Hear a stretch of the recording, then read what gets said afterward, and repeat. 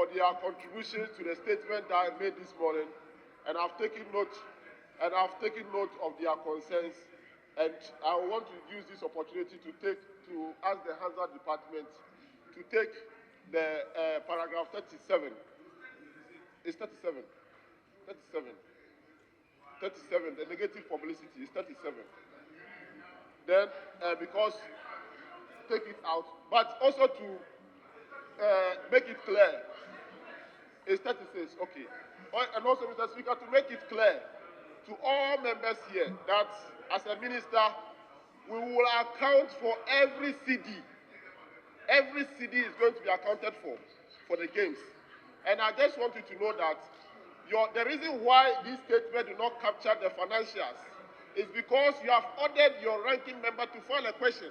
The question has been admitted by the Speaker of Parliament, and he has been referred to me, and I'm ready to come and respond.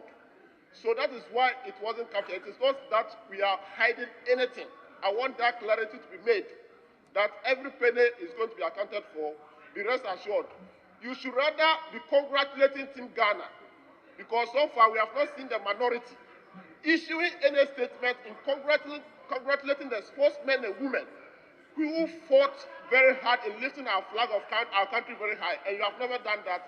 Neither the leadership of the minority or even the ranking member or the committee for the sports, the ranking side.